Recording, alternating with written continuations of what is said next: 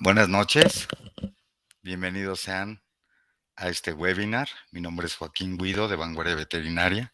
Es un gusto estar esta noche con ustedes. Estamos haciendo un poquito de tiempo para que más médicos se conecten. Queremos agradecer a SEBA por el patrocinio de este webinar. También quisiera darle la bienvenida a José Tavira de SEBA. Buenas noches, José. ¿Puedes prender tu cámara?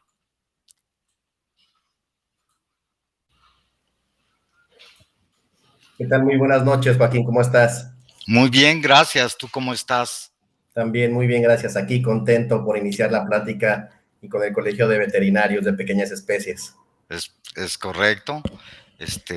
Mandamos un saludo a Miriam. Esperemos que esté bien. De hecho, bueno, pues han pasado bastantes cosas en los últimos 120 minutos. Lamento que traiga síntomas de COVID y espero que esté cuidándose y que esté tomando las medidas pertinentes, ¿no? Y Sí, su pronta, así pues es. estamos ahora sí que cruzando dedos para que ella esté bien y toda su familia. Le mando un Exactamente, que ella esté saludo. bien, ya está yendo al doctor y esperemos siga las indicaciones del doctor y todo salga bien con ella y su familia. Es correcto, es correcto. Bueno, pues como podrás ver, ya hay bastantes médicos en el aula, ¿no? Esperando la participación de la doctora Lely. Y bueno, antes que ello, pues me gustaría que pudiéramos darle la bienvenida al presidente del Claro que colegio. sí. Adelante. Eh, no sé si está ahí el doctor Luis Eduardo Álvarez Yáñez. Luis, buenas noches, ¿cómo estás? ¿Puedes prender tu micrófono? Ahí hay un botoncito, Ahí correcto. está. Buenas Muchas noches. gracias. Bien. Buenas noches, ¿cómo estás? Buenas noches, bien. Gracias a todos. Esperando que la doctora se recupere pronto y que no sea COVID, porque sí, está muy feo. Ya lo padecimos y sí está grave esto. Pues sí, también quisiera agradecer a Ramasa, le mando un saludo a Octavio por, por el patrocinio, ¿no? Junto con Seba y pues muchas gracias al colegio, ¿no? Por darnos la oportunidad. Tenemos más de 600 médicos que se registraron para este webinar. Y bueno, sin más preámbulo, me gustaría, Luis, si no tienes inconveniente, darle la bienvenida a la doctora. Ok. Buenas noches. Bueno, es un honor para el Colegio Mexicano de Médicos Veterinarios y Tecnistas dedicados a las pequeñas especies tener con nosotros a la MBZ-MNC especialista Alicia Alelí Sierra Briceño con el tema preguntas frecuentes en la insuficiencia cardíaca congestiva. Y vamos a hablar un poco del currículum de la doctora. Ella empieza en el 2005 al 2009 sus estudios universitarios en la Universidad Nacional Autónoma de México, en la Facultad de Medicina Veterinaria y Zootecnia en Ciudad Universitaria. Del 2009 al 2010, trabajo profesional en medicina, cirugía y zootecnia de perros y gatos. Del 2010, médico veterinario zootecnista, titulación con mención honorífica en la UNAM. Del 2010 al 2012, especialidad en medicina, cirugía y zootecnia en perros y gatos, con titulación con mención honorífica. Del 2013 al 2015, maestría en medicina veterinaria y zootecnia, titulación con mención honorífica. Del 2014 al 2015, hizo una instancia nacional en cardiología, instancia en el Instituto Nacional de Cardiología Ignacio Chávez Ecografía. En el 2015, una estancia en la Unidad de Cardiología Veterinaria en Bogotá, Colombia. Y aquí varios de donde ella ha estado en algunos encuentros o pláticas. En el 2012, tercer encuentro de clínicas y hospitales veterinarios universitarios de enseñanza en medicina y cirugía de perros y gatos en el Congreso de León, en el cual obtuvo el segundo lugar en el tema cardiomiopatía aritmogénica del boxer. En el 2013, en la 9ª semana de los gatos, con el tema incidencia de casos con CMH en el HB UNAM, problemática encontrada en el estudio retrospectivo. En el 2013, en el 31 Congreso Nacional de la Asociación Mexicana de Médicos Veterinarios Especialistas en Pequeñas Especies, y obtuvo el primer lugar con el tema abordaje diagnóstico de taquicardia ventricular. En el 2014, el 4º Congreso Internacional de Medicina Veterinaria y Zootecnia, taller de electrocardiograma. En el 2014, plática mensual de medicina, cirugía y zootecnia de perros y gatos, cardiomiopatía aritmogénica del boxer en la UNAM. En el 2015, el 5º Congreso Internacional de Medicina Veterinaria de la FSM, abordaje diagnóstico con derrame pericárdito en CON. En 2014, también el 6º Encuentro de Clínicas y Hospitales de Enseñanza en Medicina para Perros y Gatos en el Congreso Veterinario de León. Obtuvo el segundo lugar con taquicardia ventricular continua no responsiva a tratamiento convencional, secundario a un proceso crónico degenerativo.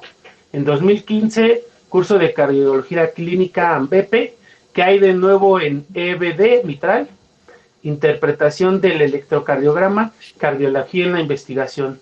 2015, plática mensual con AMBEPE, actualidades en la enfermedad de Chagas.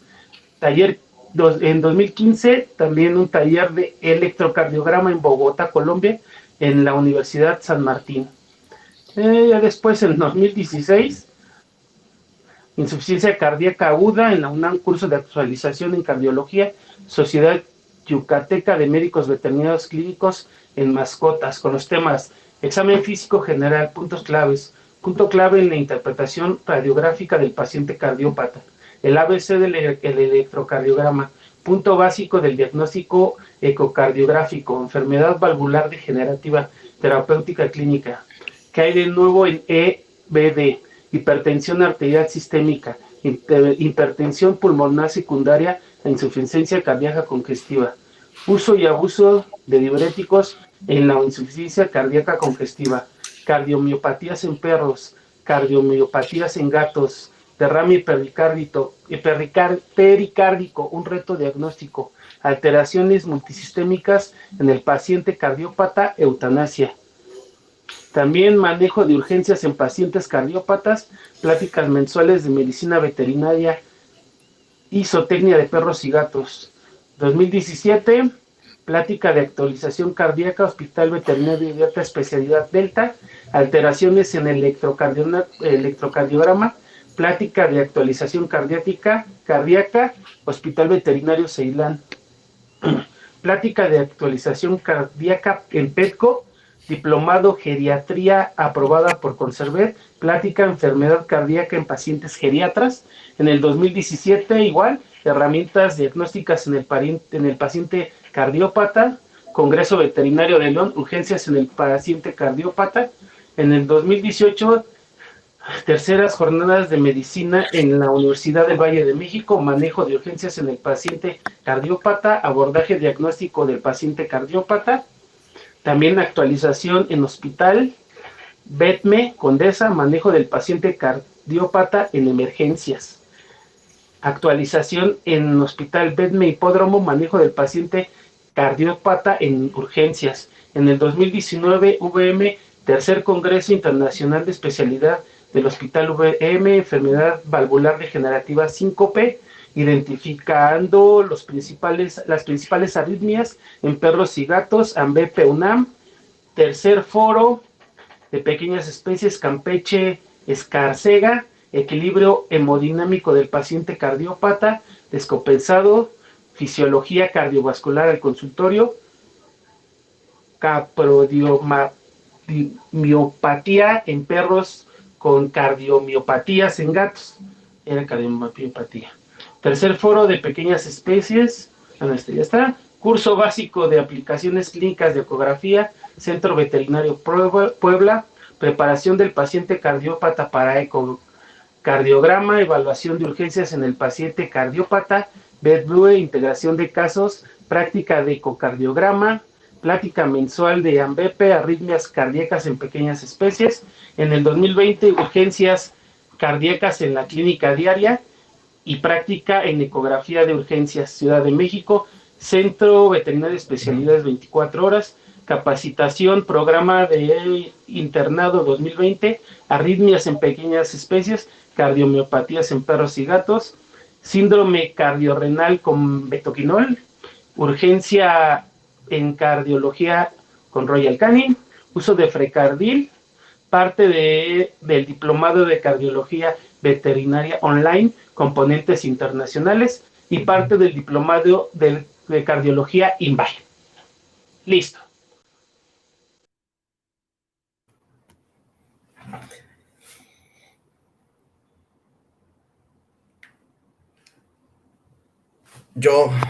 ¿Me escuchan?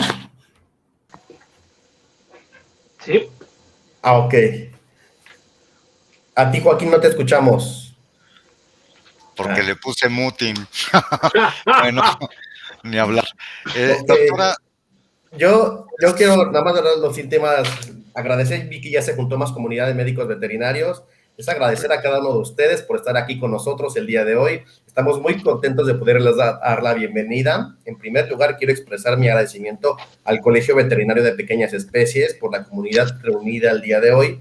Quiero un agradecimiento especial al doctor Luis Álvarez, a la doctora Alelí Sierra Briceño, que ya vimos que trae muchísima experiencia, al distribuidor Ramasa y a Vanguardia Veterinaria, ¿no? Los objetivos del curso es actualizar y estar mejor informados acerca de cómo llevar el diagnóstico y progreso con pacientes con problemas cardíacos. Sin más por el momento, gracias por estar. A nombre de Seba, aquí con nosotros, doctores, y los dejo con la doctora Alelí. Gracias, Pepe. Gracias. Esperamos a que la doctora se conecte. Ya está en el aula. ¿Qué tal? Doctora, buenas noches. Bienvenida. Bienvenida. Muchas gracias por la presentación, gracias a todos por la invitación, por el espacio y bueno, pues definitivamente gracias a todos los asistentes, con lluvia, con tráfico y demás, seguramente corriendo, pero acá andan, les agradezco que anden aquí y espero que sea de utilidad lo que veamos el día de hoy. Sin lugar a dudas. Voy a pedir que el doctor Yáñez se pueda prender su cámara porque él nos va a asistir en la parte de preguntas y respuestas. Tal vez lo haga después. Ahí estás. Luis, te voy a agradecer que puedas regresar una vez que Jonathan vaya colocando la primera diapositiva de la doctora, ¿no? Para dar inicio. Gracias. Y bueno, pues estaremos regresando con el doctor Luis para la sesión de preguntas y respuestas. Aleli, muchas gracias. El espacio es para ti y excelente ponencia. Gracias. Ahorita nos vemos. Perfecto. Muchísimas gracias. Pues listo, vamos a empezar con un área, yo creo que es el día a día en cuanto a la parte de cardiología. Yo creo que es un área que definitivamente todos nos preguntamos cómo abordar, a qué se refiere, cómo tratamos. Aquí puse algunas de las dudas que son comunes en la clínica diaria, que muchos colegas me preguntan. Y bueno, pues si surgen más al final, pues con todo gusto iremos resolviendo cada una de ellas. Preguntas frecuentes en la insuficiencia cardíaca congestiva. Vamos a empezar pues con la definición. ¿Qué es? ¿Qué es la insuficiencia cardíaca?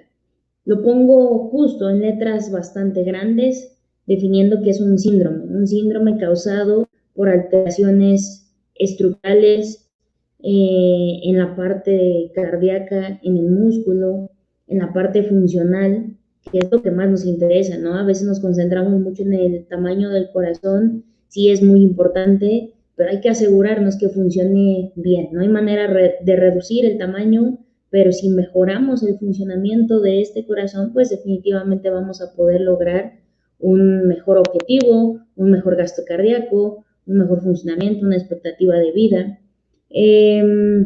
Entonces, todo aquello que nos lleve a un mal gasto cardíaco, ya sea estructuralmente, funcionalmente, nos va a reducir el metabolismo, nos va a reducir los nutrientes, y a eso, a ese síndrome, a esos componentes que nos lleven a este punto, es al cual le vamos a llamar insuficiencia cardíaca.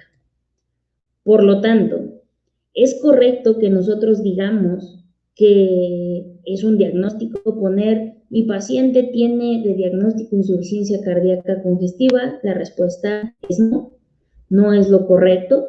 Esto es una consecuencia de múltiples factores que sí van a derivar en una incapacidad del corazón que no cumple las funciones habituales, pero como ya vimos es un síndrome, más no es un diagnóstico definitivo, no es un diagnóstico final.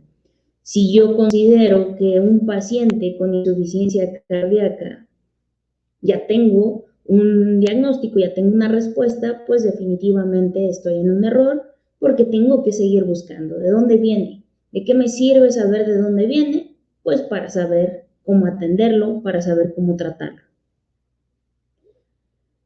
En cuanto a las etiologías, aquí pongo algunas de las más comunes, sin embargo, definitivamente pues ni son las únicas, ni son las únicas fuentes o las únicas causas que yo debería de descartar. Depende mucho de la zona donde me encuentre si puedan cambiar estas frecuencias. Definitivamente en las dos primeras es un hecho que van a ser el pan de cada día, ¿no? Enfermedad valvular degenerativa implica el 80% de los pacientes que yo veo en la consulta diaria. En cuanto a las personas, a los médicos que se dedican al área de cardiología aquí en el mundo, pues es la enfermedad más común. Una enfermedad valvular degenerativa es algo que yo debo de conocer de inicio a fin, porque sí o sí es lo que más me voy a topar. Un paciente con enfermedad valvular degenerativa siempre va a terminar con una insuficiencia cardíaca congestiva. La respuesta es no, no siempre. Entre más pronto lo detecte, menos posibilidades tengo de que llegue a esto. Ese es el objetivo, que no llegue. Cualquier enfermedad cardíaca, nuestro objetivo o mi objetivo como cardióloga es evitar que llegue a esto. Cardiomiopatías, pues ahí tenemos, dependiendo sea gato, dependiendo sea perrito, vamos a pensar en hipertrofias, en dilatadas, restrictivas. Depende mucho la variedad. De nuevo, todas ellas van a terminar con una insuficiencia cardíaca congestiva, ¿no? Puede iniciar una mala contracción, puede empezar con una hipertrofia miocárdica, puede haber muchas variables. Si yo lo detecto a tiempo, podría evitar que llegue hasta una insuficiencia cardíaca congestiva, y si ya lo tengo presente, pues entonces saber cómo abordar y cómo tratar al paciente. Congénitas, pues tenemos todas las posibles, ¿no? Dentro de estas congénitas, pues van a estar todas, defectos del septo, comunicaciones atriales, persistencia del ducto arterióseo, displasia de la tricúspide, estenosis aórtica, estenosis pulmonar, todas realmente podrían entrar en estos, podrían terminar en una insuficiencia cardíaca congestiva. Causas infecciosas, pues depende de dónde nos ubiquemos. Podríamos pensar en Chagas, podríamos pensar en dirofilaria. Causas traumáticas no son tan frecuentes, no son tan comunes, pero incluso alguna lesión que nos pueda llevar a un derrame pericárdico, a una tamponada, pudiera ser también a considerar, ¿sí? Entonces, dentro de estas podemos dividir, podemos tener varias clasificaciones, varias divisiones, podemos sumar muchas más, pero lo que sí es un hecho es que dentro de estas posibles, dentro de todas estas enfermedades, pueden terminar en una insuficiencia cardíaca si lo detectamos a tiempo, que eso pues al final del día a veces no depende del todo de nosotros, depende del propietario, de cuándo asista, de si hace revisiones adecuadas, pues bueno, probablemente detectemos en tiempo y nuestro objetivo será que ese paciente no llegue a una insuficiencia cardíaca congestiva.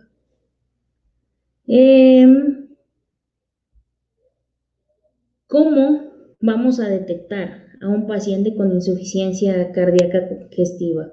Incluso muchas veces justo es el propietario el primero que nos pregunta, yo, ¿cómo me puedo dar cuenta si mi perrito es cardiópata? ¿Cómo puedo hacer para llevarlo antes al veterinario? La verdadera respuesta es probable que en una fase temprana jamás se dé cuenta de que tiene una insuficiencia cardíaca o que tiene una anomalía cardíaca. ¿Por qué?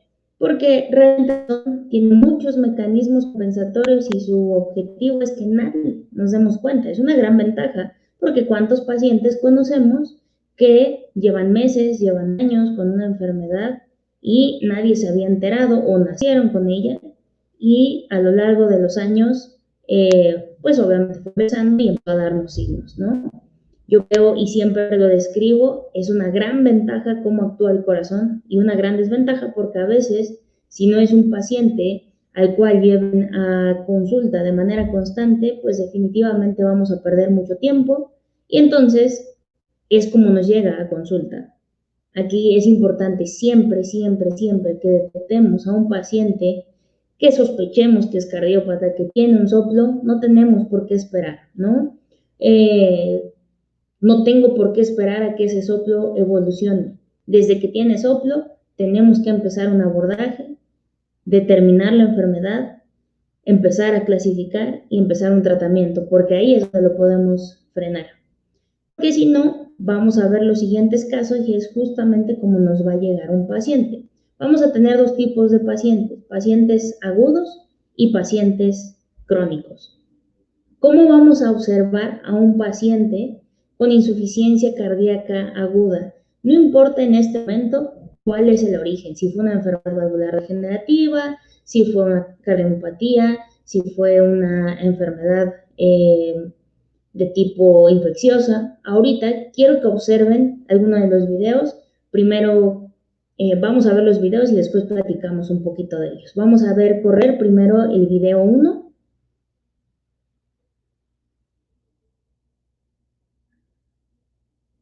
Ahí vemos, es importante la posición del paciente. Es la típica posición de ortopnea. Es un paciente que tiene la lengua cianótica, que no hay manera donde él se sienta cómodo. Si podemos repetir de nuevo el video 1, es un poco, bueno, o bastante alarmante cómo está este paciente. Es impresionante cómo estos perritos pueden tolerar tanto. Y a veces yo les recomiendo, por muy alarmante que suene, mostrarles a los propietarios este tipo de videos, no para que vivan en pánico, sino algo que yo he aprendido en este tiempo de ejercer solo en el área de cardiología es, para los propietarios lo que para nosotros es muy obvio, definitivamente para ellos no lo es. Ellos lo ven jadear y creen que tiene dificultad para respirar. Ven esto y les llama la atención y para nosotros es más que evidente que ese perrito no puede respirar. Sin embargo, para ellos no es tan evidente. Entonces, que estén conscientes que cómo se ve una dificultad para respirar es muy importante. Tenemos el video 2. Este es un paciente, también cardiópata, que ya lo vemos en la cámara de oxígeno, ya está canalizado, con todo, también está bajo sedación, tiene todo el manejo y vean la dificultad que sigue teniendo ese paciente. El video 3 es algo muy similar, la angustia que tiene el paciente número 3 es bastante delicada, está en una cámara de oxígeno, está bajo sedación, está bajo tratamiento y pues nosotros como médicos debemos intentar que nuestros pacientes no lleguen así. Estos pacientes agudos, estos pacientes que entre comillas de pronto se pusieron mal, pues sabemos que no es así, sabemos que llevan meses con la enfermedad. Desde que lo detectamos, cualquier anomalía lo mejor es confirmar para evitar que lleguen en estos cuadros. El paciente del video 1 realmente es un perrito que tiene un cuadro de distemper, que tiene una neumonía muy severa, digo, con todo y que estamos hablando de una insuficiencia cardíaca, pues representa la típica posición de un paciente cardiópata El video 2 y el video 3 sí o sí son cardiópatas en diferentes fases habitualmente y tristemente los detectamos así. Debemos de hablar con los propietarios, hablar de cuáles son las razas predispuestas para evitar que lleguen de esta manera. Este es un cuadro típico de un paciente con insuficiencia cardíaca congestiva. Ahora, ¿cómo voy a manejar a estos pacientes? La regla número 1, justamente con estos pacientes, es sí o sí evitar manejo. La regla más importante con estos pacientes es evitar el manejo. ¿Por qué a estos pacientes debo de evitar manejarlos? Me ha tocado que ya le hizo un electro, le estaba haciendo rayos, entró en paro.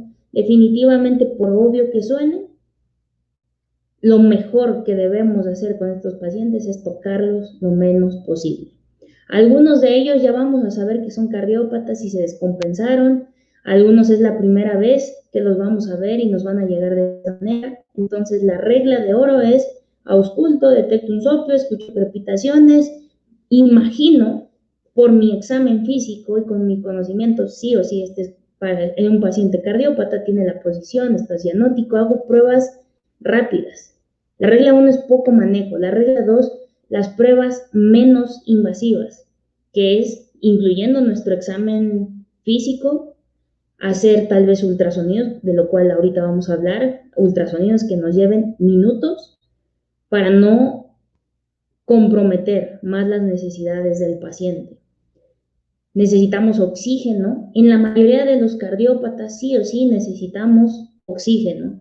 Cualquier manejo que yo necesite, si así como llega el paciente, en lo que tengo que revisar para ver si es cardiópata, si es algo respiratorio, tengo dudas, en lo que hago todo esto, sí o sí, ese paciente deberíamos estarle proporcionando una vía de oxígeno, ya sea una punta directa, ya sea meterlo a cámara, pensar qué plan voy a utilizar, cómo lo canalizo, al momento de canalizarlo tener la vía de oxígeno lo más cercana, que lo haga la persona que mejor canaliza. Entre menos manipule a este paciente, mucho mejor. Aquí, con estos pacientes, está totalmente prohibido hacer un diagnóstico. Lo primero que hago es le salvo la vida y ya después de que salvé la vida, empiezo a hacer un diagnóstico. No vale la pena empezar a hacer un diagnóstico para que el paciente muera, que se muera diagnosticado, pues definitivamente no es el objetivo.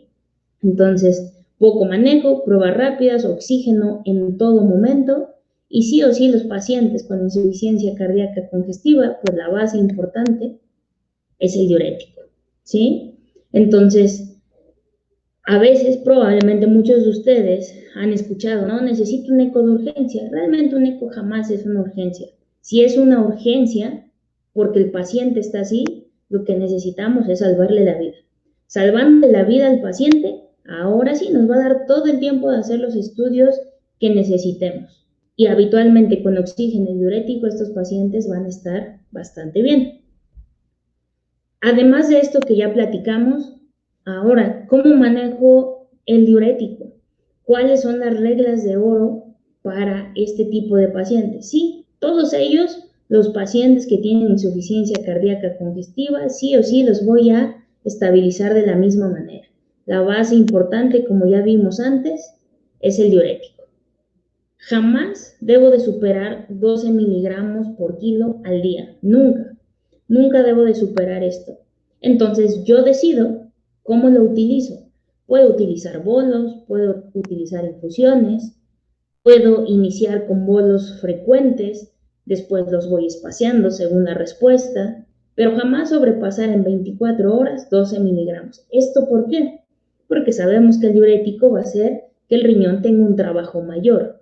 Vamos a hacer que este riñón pierda electrolitos, que le baje la presión. Entonces, lo que nosotros debemos de garantizar es salvarle la vida, mejorar el funcionamiento del corazón, pero es obligatorio no empeorar la función renal.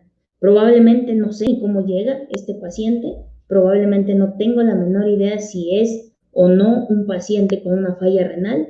Prefiero pensar que lo es, eso lo va a proteger más. Y ahora, si yo decido utilizar infusiones, ¿qué prefiero? ¿Bolos o infusiones? Yo en particular, y esta es una decisión mía y que me ha funcionado por mucho tiempo, pues es el uso de infusiones.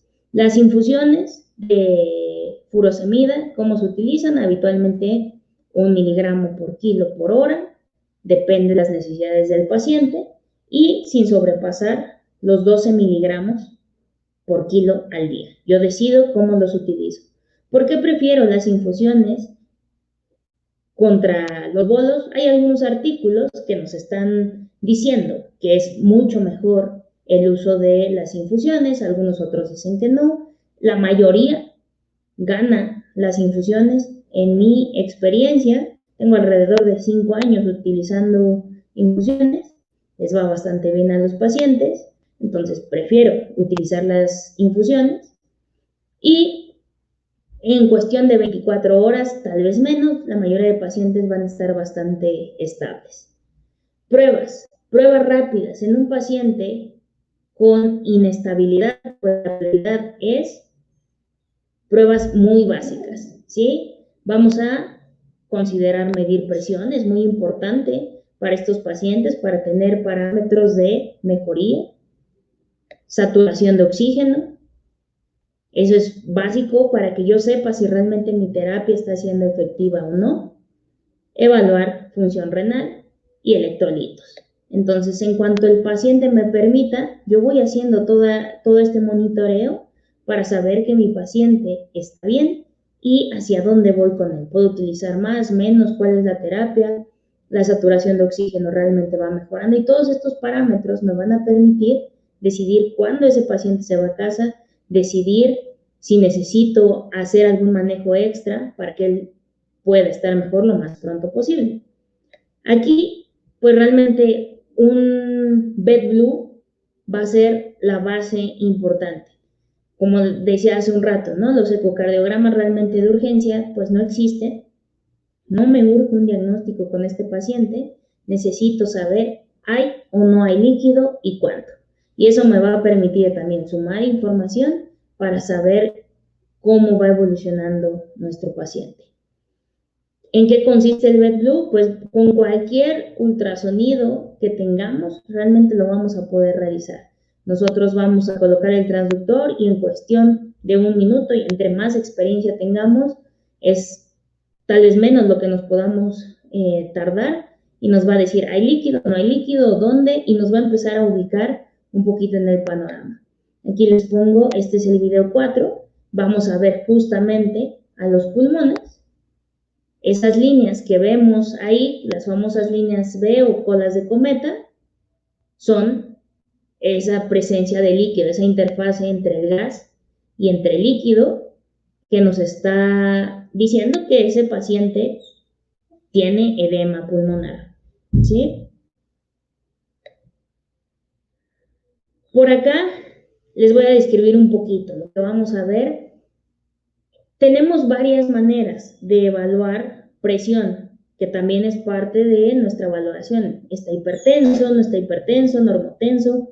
¿Cómo se encuentra nuestro paciente? ¿Sí? Entonces, medir la presión, tenemos un método de muy fácil acceso en la actualidad, que es el oscilómetro.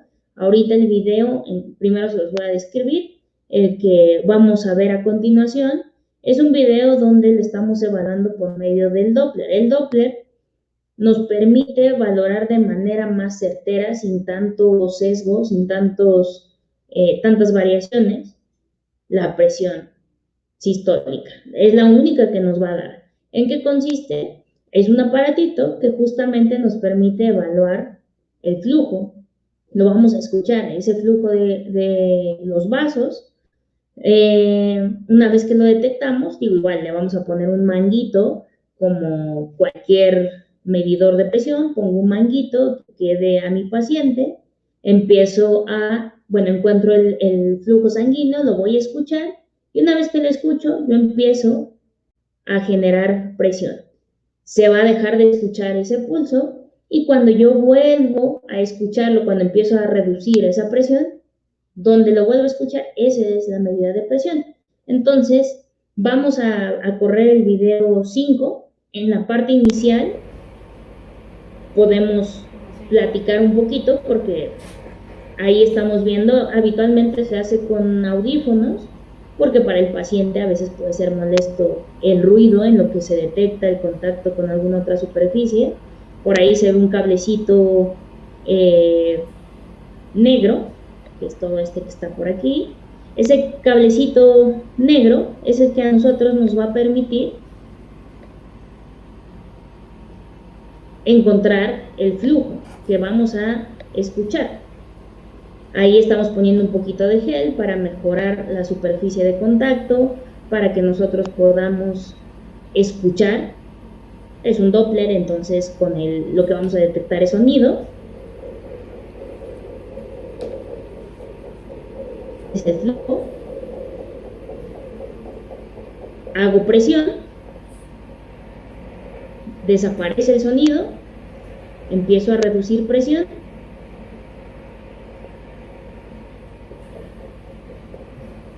Y de pronto se vuelve a escuchar. Cuando vuelvo a escuchar, ahí en donde yo inicio, esa es la medida. ¿Qué ventaja tiene sobre el oscilómetro?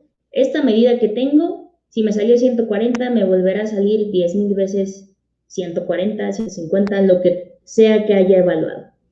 Si con el oscilómetro todos sabemos que tenemos que hacer varias medidas, que si ya se movió, cambió, unas me salen en 100, otras me salen en 200, entonces esta variación, pues al final del día no nos permite tomar decisiones con toda seguridad.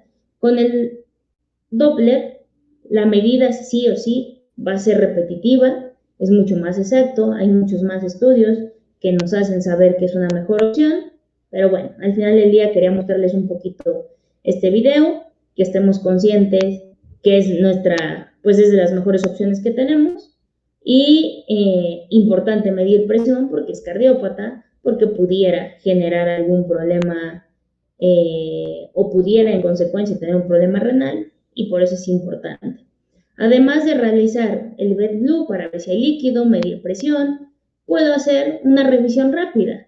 No tal vez todo un ecocardiograma, pero sí más o menos ver cómo se ven estas cámaras, se ven engrosadas o no esas válvulas, y dependiendo de ahí, pues ir tomando decisiones, ¿no? Entonces, en el video número 6, básicamente lo que nosotros observamos es aquí el atrio derecho, atrio izquierdo, el ventrículo izquierdo y ventrículo derecho, ¿sí? Ahí vemos las válvulas que están funcionando, vemos el movimiento, atrio derecho y atrio izquierdo deberían de medir muy similar, y pues definitivamente vemos que el atrio izquierdo está bastante grande. Desde ahí ya nos vamos dando cuenta hacia dónde va el problema, que sí o sí seguramente es de origen cardíaco.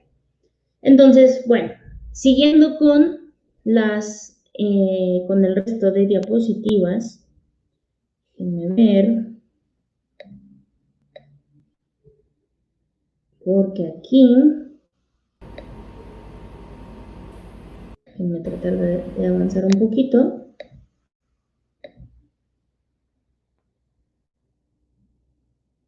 Para salir de los videos y para seguir con la siguiente diapositiva. No sé si me pueden apoyar un poquito porque muchas gracias, les agradezco. Entonces, ya sabemos cómo ir abordando un paciente cardiópata.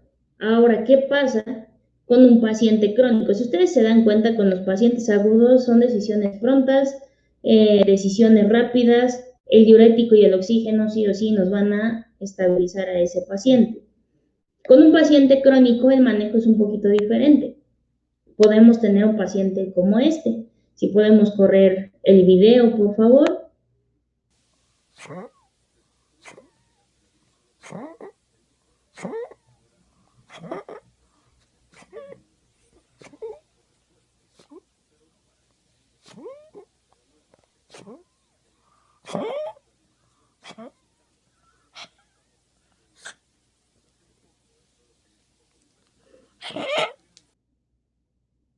Muy bien.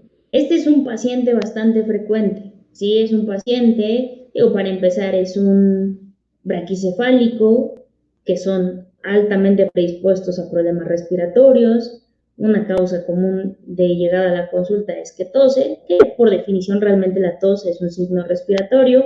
Hay muy poquitas causas cardíacas. No está mal sospechar que pudiera ser cardiópata, o por ser un síndrome braquicefálico, pensar en un cor pulmonale, por ejemplo. Pero un paciente crónico habitualmente va a llegar mucho más estable. Puede ser que esté muy descompensado, que los valores de llenado, vaciamiento, presión, líquido estén aumentados. Seguramente así será, pero a pesar de esto el paciente va a estar como ¿no? Estable, no llega en una posición de ortopnea, puede ser que lleve días bajo estas condiciones. Es un paciente muy diferente al primero que ya vimos. Aquí pongo nuevamente un bulldog. Simplemente auscultar a un bulldog es un tema bastante importante, ¿no? Este paciente tiende a estar de por sí, estos pacientes tienden a tener estertores. Se vuelve muy complicado el poder hacer una correcta auscultación.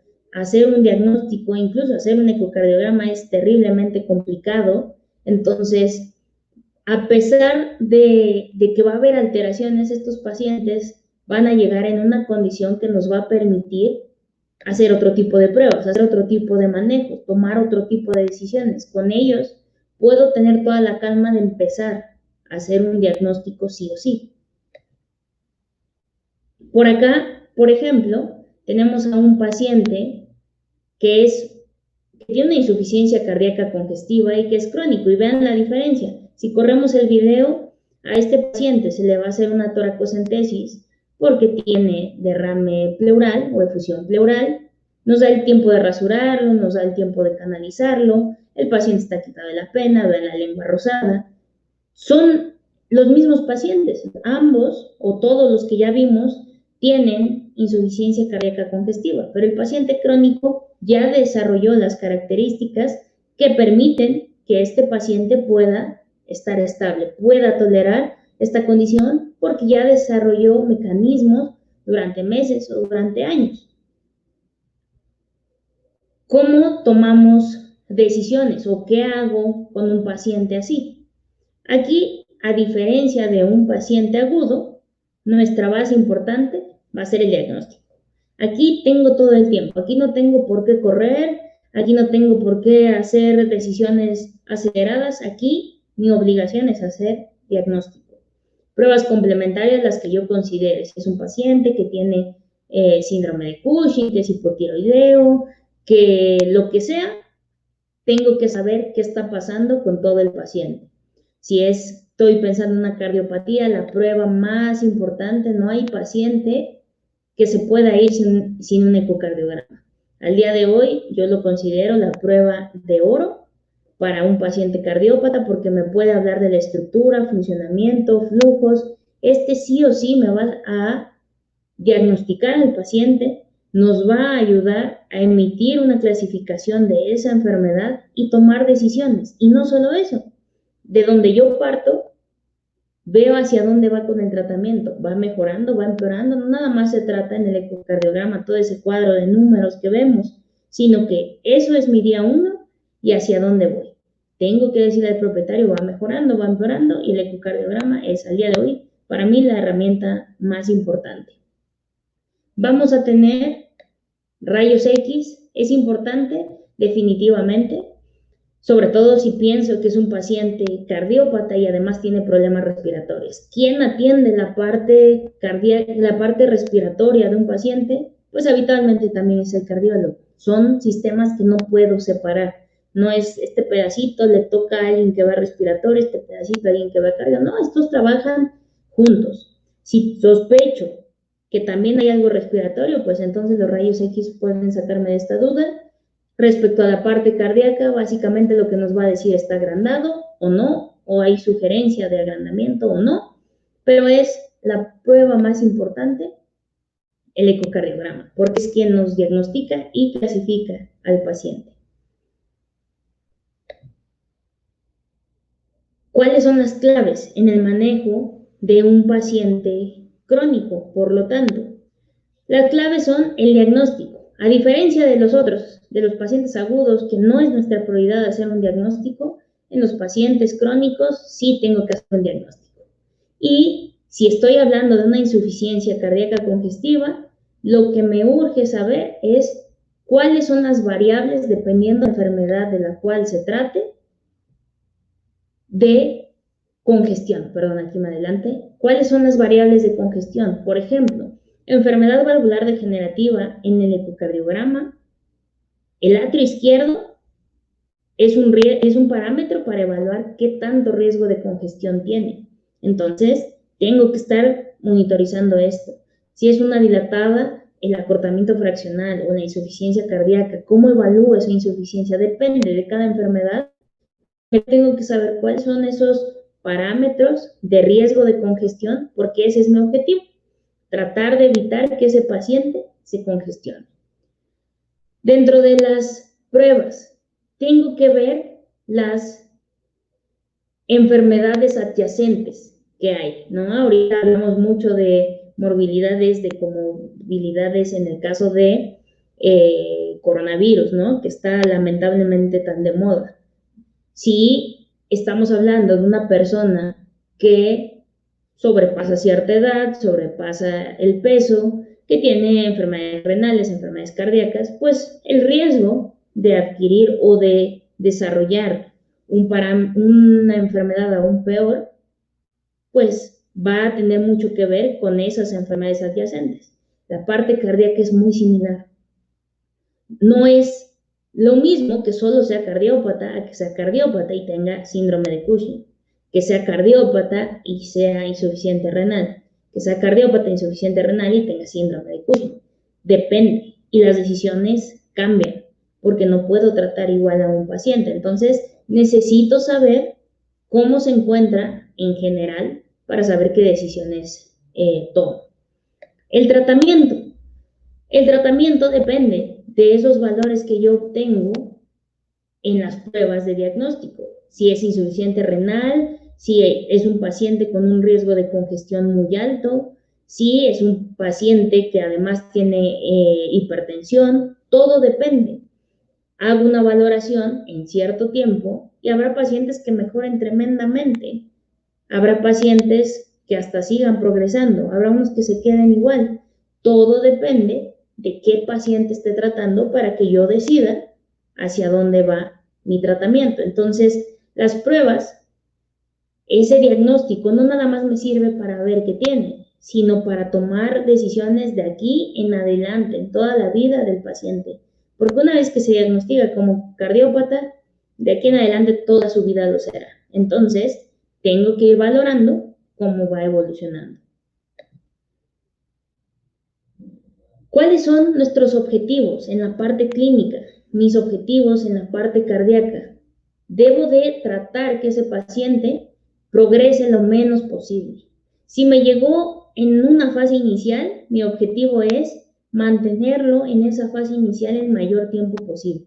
Y les puedo asegurar que detectándolos en tiempo y si el propietario viene en tiempos, ese paciente le va a ir muy bien. Sin embargo, si ya lo detecté en una fase congestiva, pues sí, seguramente cambie, depende de qué tan congestivo, pero vamos a intentar mantenerlo siempre en la etapa lo más que se pueda. Si puedo echarlo para atrás, pues echarlo para atrás el tiempo que me permita, ¿no? Predicción del riesgo congestivo, ese es el trabajo. Una vez que ya lo diagnostiqué, ¿qué tanto riesgo de edema, ascitis, según el lado que esté afectado, tiene? ¿Qué tan probable es que genere efusión pleural? ¿Sí? Y evolución según los tiempos de recambio. Ahí tenemos que checar mucho la literatura. Un paciente con enfermedad valvular degenerativa, que es el día a día, pues en una fase inicial nos sugieren que esos son esos pacientes que aún ni siquiera requieren medicación 6 a 8 meses. Habrá un paciente que ya sea un paciente B2 que ya requiera medicación, que los tiempos van entre los 3 a los 6 meses, dependiendo, porque también ahí los clasificamos como un B, un paciente que ya requiere medicación, pero también hay Bs iniciales, Bs intermedios y Bs que ya casi están siendo C. Entonces, tengo que ir determinando cada cuánto debo de ver a ese paciente según la gravedad o la clasificación que tenga ese paciente. Vamos a ver unos cuadros de toma de decisiones relativamente rápidos. Si yo tengo un paciente con edema pulmonar, que es la causa más común por la cual llega un paciente inestable a la consulta. Un paciente con edema pulmonar lo puedo dividir ya sea estable o de urgencia. En el paciente estable ya vimos que es un paciente como el que vamos a ver en el video número 11. Si podemos correr este video, de favor.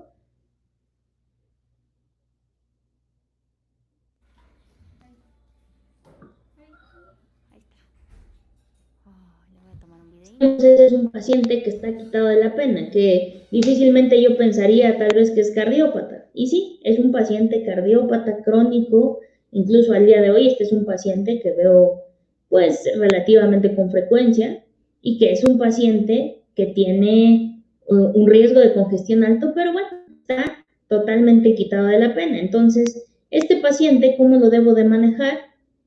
Pues aquí nuestra prioridad, si el paciente está estable, hacer diagnóstico. Entonces, si regresamos un poquito a la diapositiva, como ya vimos con anterioridad el paciente estable o el paciente crónico, mi prioridad es hacer diagnóstico. Y además de hacer diagnóstico, determinar en qué fase está.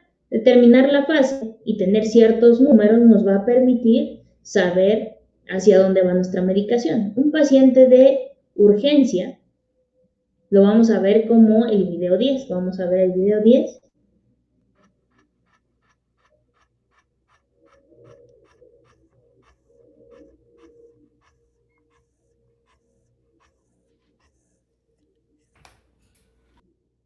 Ese paciente 10, definitivamente pues tiene dificultad para respirar. El propietario me manda directo el videíto, me dice lo veo mal, veo que no puede dormir, no sé qué le pasa. Para ellos no es tan claro que ese perrito no está logrando respirar. Entonces, regresamos a la regla, no superamos 12 miligramos por kilo al día. Puedo manejar bolos, intramuscular, intravenoso, intramuscular tal vez de manera inicial en lo que canalizo y demás. Después ya con una vía, pues definitivamente va a ser más efectiva la vía intravenosa. Si preferimos los bolos, como es mi caso, pues nos vamos con los bolos. Si veo al paciente que le está pasando muy mal, tengo que reducir su gasto de oxígeno. Entonces, ¿cómo reduzco ese gasto de oxígeno? Con sedación. ¿Puedo sedarlo? Sí, porque va a ser, aparte de que es difícil para un paciente estar sin poder respirar, estar ahogándose, pues también tengo que reducir el gasto de oxígeno y la sedación va a ser una mejor opción para este paciente que estar batallando por respirar. Pruebas rápidas y ahí considero lo que yo tenga, ¿no? Saturación de oxígeno es básico, si tenemos gasometría lo hacemos, pruebas de sangre rápidas, BEDLU, todo lo que yo le pueda sumar y que me lleve el menor tiempo posible, lo hacemos. Ahora, ¿cómo tomamos decisiones en un paciente con efusión pleural? De nuevo, si el paciente está estable, pues diagnóstico y estadificación. Esto ya lo tenemos. En un paciente de urgencia, un paciente que no puede respirar, que la saturación está comprometida, que el paciente está ahogándose, no tengo opción con un paciente con efusión pleural más que la toracocentesis. Es lo único que le va a proporcionar bienestar a este paciente. Sedarlo definitivamente es obligatorio porque estamos trabajando al lado de los pulmones, dependiendo de dónde tenga ese derrame, puede ser que incluso cerca de la silueta cardíaca del corazón. Entonces, por el dolor que les genera, por el movimiento que pudiéramos tener, no vale la pena correr riesgo y lo mejor es sedar a estos pacientes. Pruebas rápidas, lo mismo que ya hablamos, el ultrasonido va a ser muy importante para guiarnos, para poder ubicar dónde hago la función, qué tanto sigo drenando y que sea lo menos riesgoso para nuestro paciente. Aquí tenemos un ejemplo de videíto que vamos a correr el video número 12 de favor. En este video vemos cómo se hace un procedimiento. Entre más limpio sea todo, entre menos bacterias tengamos, hacerlo con guantes, rasurar, embrocar, una llave de 3 vías para ir drenando ese líquido, mandar cierta cantidad de ese líquido a analizar y que nos vaya ayudando con el diagnóstico, quitar la mayor cantidad de líquido es lo que nos va a ayudar para hacer un diagnóstico. Por acá, no es la causa más común, ya vimos los dos puntos más importantes, ¿no? Edema pulmonar es la mayoría de los pacientes que vamos a ver con una insuficiencia cardíaca congestiva, depende mucho de dónde viene, pues una enfermedad degenerativa, una enfermedad congénita, lo que sea, fusión pleural, yo creo que es la causa número 2. Lo menos común, pero que también nos puede llevar a una incapacidad del músculo cardíaco que no cumpla las necesidades del gasto cardíaco, pues definitivamente es una taquicardia. No todas las taquicardias o no todas las alteraciones en el ritmo nos van a llevar a alteraciones graves. Las enfermedades o las taquicardias a nivel ventricular son las que ponen en un riesgo inminente al paciente, puede tener una muerte súbita. Estos pacientes habitualmente, y les pongo esto de estable, al día de hoy, en 7 años que tengo solo haciendo cardiología, que tengo la fortuna de ver una gran cantidad de pacientes, alrededor de 200, 250 al mes, todos los pacientes con taquicardia ventricular llegan al consultorio quitados de la pena, caminando sin ninguna alteración. Con todo y eso, ese paciente es una urgencia. Nunca ha llegado un paciente colapsando, con todo y que esto es un riesgo muy importante. Ahorita vamos a ver por qué. Habitualmente el paciente estable realmente, me refiero estable porque llega caminando, pero no existe. En cuanto yo detecto una taquicardia ventricular, esto se convierte en una urgencia inmediata. Necesito urgentemente lidocaína. Si todavía lo estoy pensando, ya me tardé. Esto es inmediato. Tengo que administrar lidocaína sí o sí. Más o menos cuáles son los parámetros. Bolos, más o menos ahí tenemos las dosis. Digo, eso es tal vez lo de menos. Sin embargo, bolo es inicial y debe de estar sí o sí con una infusión para tratar de controlar esta urgencia. Me ha tocado ver pacientes que en cuestión de la canalizada, ese paciente ya no lo logró. ¿Por qué es tan riesgoso? Las alteraciones en el ritmo a nivel atrial son importantes, hay que atenderlas, pero implican un 20% en lo que es el gasto cardíaco, comparado con el ventrículo. El ventrículo tiene que ver con el 80%. Por lo tanto, es sumamente importante que atendamos esto, porque si el 80% del gasto cardíaco tiene una falla, ahí estamos en una urgencia sí o sí. ¿Por qué es tan urgente? Vamos a correr este video número 13. Ahí tenemos un comparativo. Vemos un paciente, bueno, vamos a ver dos corazones, un corazón normal y un corazón anormal. Del lado derecho, el normal, atrioventrículo, comparado con el del lado izquierdo, que vemos que el ventrículo va acelerado por su lado y los atrios van bastante más lentos. Entonces, cada que el corazón está haciendo esto, recuerden que el corazón se nutre en la diástole. Entonces, si el corazón se la pasa así, no le da tiempo de nutrirse, lo que puede bombear, si no tiene un adecuado llenado, pues tampoco es suficiente. Entonces, por eso es el riesgo. Y entre más alta es la frecuencia cardíaca, más en riesgo está. Hay pacientes que llegan con 300 de frecuencia cardíaca, imagínense que es un labrador con 300 de frecuencia cardíaca, pues no es compatible.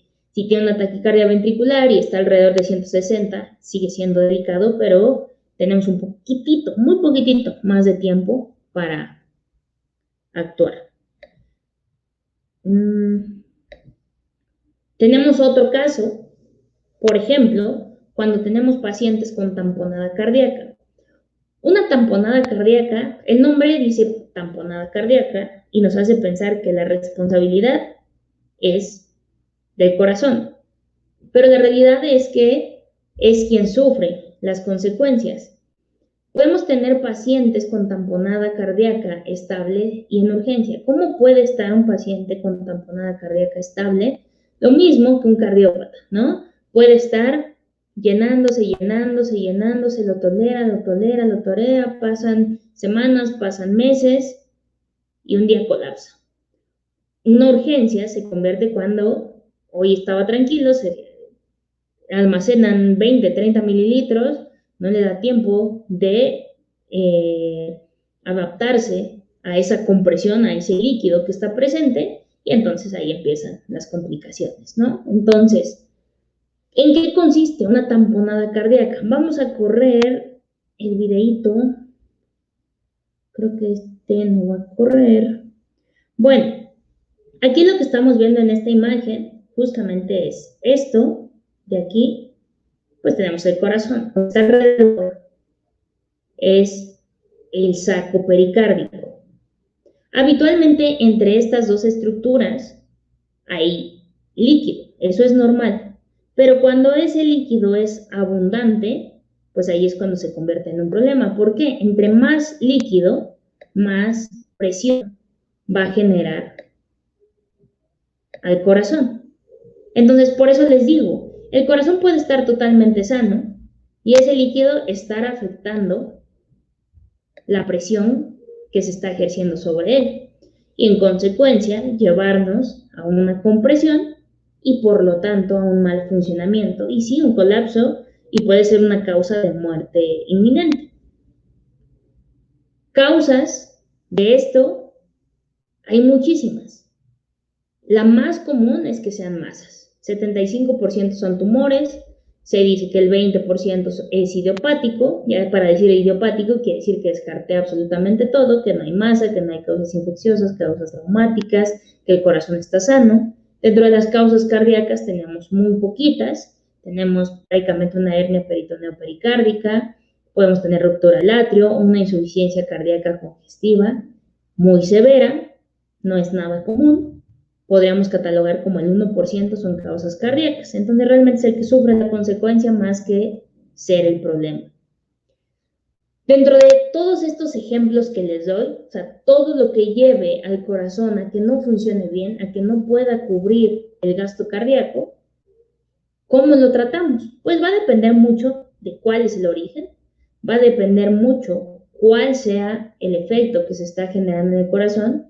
Y dentro de esas opciones no quiere decir que lo siguiente que vamos a ver, todo esto se utiliza en todos, todo depende. Ahora vamos a ver la contraparte. ¿Cómo puede ir contrarrestando un poquito esto? Pues para eso tenemos nuestras opciones terapéuticas. ¿Qué opciones tengo? Pues uno de los principales y que todos conocemos, pues son los IECAS. Los IECAS están enfocados a combatir o a contrarrestar el efecto del sistema renina-angiotensina-aldosterona, que realmente es un mecanismo activo que trata de concentrar la sangre, que detecta que no se está cubriendo el gasto cardíaco y dice, actívate sistema renina-angiotensina-aldosterona y guarda, genera una vasoconstricción. Y entonces nosotros tratamos de contrarrestar esa parte y utilizamos un vasodilatador y tenemos varias opciones, enalapril, ramipril, benacepril. ¿Cómo decido? ¿Cuál utilizo? El que ustedes prefieran, las frecuencias a veces hacen que tomemos decisiones. Hay algunos medicamentos como el benacepril, que es una vez al día, el ramipril también suele ser una vez al día, el enalapril es mejor si se utiliza 2 veces al día. Entonces depende a veces de esto. Algunos profesores, uno es más fácil de conseguir. Aquí justamente uno de nuestros patrocinadores, Cardalis, ¿no? Uno de los principios activos que tiene es ese benacepril, que gracias a este tipo de productos empezamos a tener acceso a otros IECAS.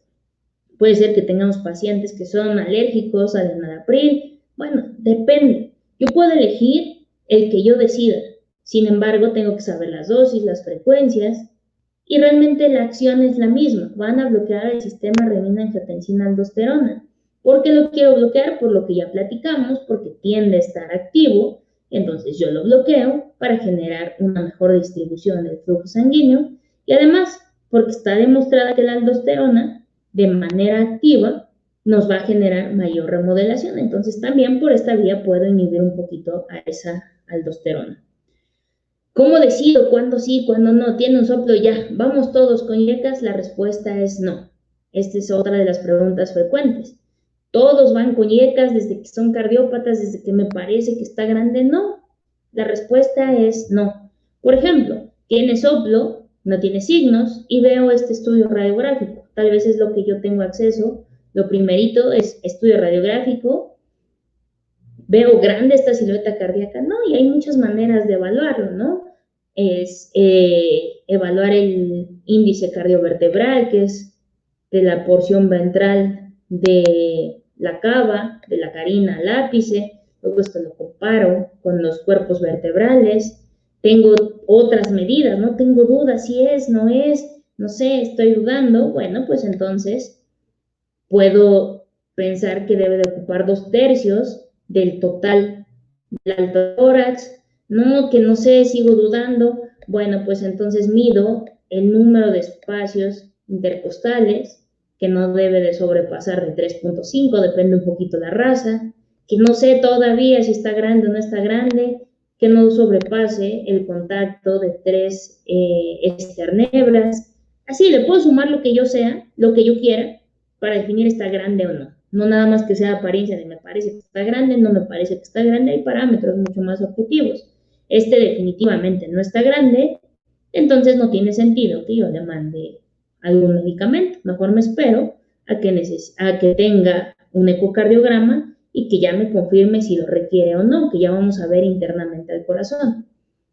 Tal vez si yo tengo un paciente como este, que definitivamente estoy viendo un atrio gigante que ya no ocupa 2/3 partes del tórax, sino ocupa prácticamente todo el tórax, que tengo la certeza de que sí o sí, pues tal vez sí puedo iniciar con IECAS. Si todavía tengo una herramienta ya como el ecocardiograma, pues uno de los puntos claves es comparar aorta con atrio izquierdo. Si sobrepasa, si hay un agrandamiento, pues sí o sí hay signos de remodelación y con base en eso es que yo lo decido. ¿Qué otras opciones tenemos? Tenemos el uso de la espironolactona. La espironolactona nos la vamos a topar en 2 ocasiones. Una aquí, y ahí está en letra grandecita, para fibrosis. ¿Pero qué no? La espironolactona es un diurético, sí. La espironolactona es un diurético, pero también tiene que ver con la aldosterona. Ya hablábamos que la aldosterona tiene que ver con la remodelación del corazón. Entonces, si esa espironolactona si esa aldosterona está elevada, va a ser un recambio más claro en la silueta cardíaca, va a empezar a hacerse más grande rápidamente. Entonces, realmente aquí estoy hablando de la espironolactona para retardar esa remodelación. Para retardar esa remodelación, habitualmente lo que nos sugiere es una dosis de 0.5. Es una dosis bien chiquita, 5.5 miligramos por kilo. Si yo pienso en espironolactona para reducir fibrosis, esa es la dosis que debo de utilizar. Inodilatadores. Actualmente considero que están pues muy de moda, de muy fácil acceso en la parte cardíaca. Son muy buenos, son excelentes medicamentos. Para todos no, para los que lo necesitan, ¿no? ¿Cómo sé si lo necesita? La realidad es que la única manera de saber si lo necesita, qué tanto lo necesita, a qué dosis, a qué frecuencia, cómo evoluciona, la única manera la manera objetiva es con ecocardiograma. Pero es que ya se ve que está muy mal, se está desmayando, seguro lo necesita, no es adecuado. Necesito saber por qué se desmaya, porque aumentó la presión, porque está sobrecargado, porque tiene insuficiencia miocárdica. ¿Por qué? Depende el por qué, depende cómo lo trato. Entonces, ¿cómo defino o cómo puedo utilizar un inodilatador? Sí o sí con ecocardiograma, pero es que está descompensado, llegó en urgencia. Estos medicamentos, por lo menos al día de hoy, en México los tenemos solamente vía oral. Entonces, de aquí a que haga efecto ya se pasó la urgencia. Entonces, realmente no es una prioridad tomar decisiones en cuanto a este. Esto lo decido cuando ya tengo las pruebas específicas. Si tuviéramos la versión en México intravenosa, hablamos de otro tema. Ahí tal vez sí existirían los ecos de urgencia, porque necesitaría tomar decisiones prontas. Pero como al día de hoy lamentablemente no lo tenemos, no creo que pronto lo tengamos. En Europa sí es algo común. La vía intravenosa va a ser inmediata, entonces también ahí, antes de administrarlo, saber por qué lo estoy administrando y pues necesitaríamos un eco. Pero pues al día de hoy la vía oral en un paciente de urgencia no va a ser una absorción y un cambio realmente claro. Entonces, lo decido hasta que yo tenga un ecocardiograma. Aquí pongo algunos antiarrítmicos. Puede ser que tengamos pacientes directos que nos llegan con una arritmia, como lo que vimos antes, como una taquicardia ventricular. Puede ser que tenga pacientes que secundaria a la cardiopatía, al agrandamiento de las cámaras, desarrollaron una arritmia, ya sea atrial, ya sea ventricular. ¿Qué opciones reales tengo en cuanto al tratamiento? Tenemos lidocaína, beta-bloqueantes, digoxina y amiodarona. Son las únicas opciones al día de hoy que tenemos. Hay toda una lista de clasificación de pacientes 1, 2, 3, 4, digitálicos, etc. Realmente en México tenemos muy poco acceso a opciones. Básicamente se basan en lidocaína, tenolol, digoxina y amiodarona. Entonces depende del origen, depende del objetivo, cuál decido, pero básicamente son las opciones terapéuticas que tenemos en estos pacientes. La intención de esto, todos sabemos, ¿no? ¿Qué más quisiéramos? Que existiera regla de enfermedad valvular degenerativa, congestiva, C2, ya, todos van con esto. Lamentablemente no, ahora tenemos ciertos consensos que nos facilitan la vida, pero también dentro de esos consensos, por ejemplo, en la enfermedad valvular degenerativa, como les decía hace un rato, un paciente clasificado B2, hay B2 que son muy iniciales, hay B2 que son intermedios, hay B2 que están casi tirándole a ser un C. Entonces las decisiones cambian.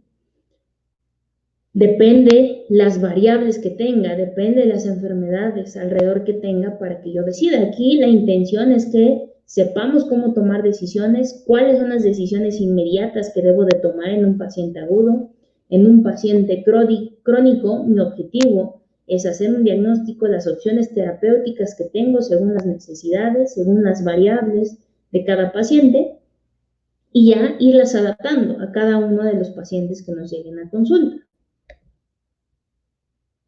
Dentro de las conclusiones, pues recordar que la insuficiencia cardíaca es un síndrome, no es el diagnóstico final, no ya saber que tiene una insuficiencia cardíaca congestiva, ya llegamos al final, no, todavía hay que diagnosticar de dónde viene, qué lo originó, y ya vimos algunas de las múltiples etiologías. La fase es la que nos va a determinar el tratamiento. Ya tengo un diagnóstico, defino para cada una de las enfermedades cuál es la clasificación, por tanto cuál es el tratamiento. Definir si es un paciente que viene en urgencia, si lo veo que no puede respirar, sí o sí es un paciente que necesita estabilidad. La prioridad es que el paciente la pase lo mejor posible.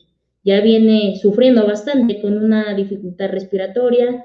A veces la historia es esa, desde la noche está así y son las 3 de la tarde y ya lleva mucho tiempo pasándola mal ese paciente para que todavía llegando con nosotros la siga pasando mal.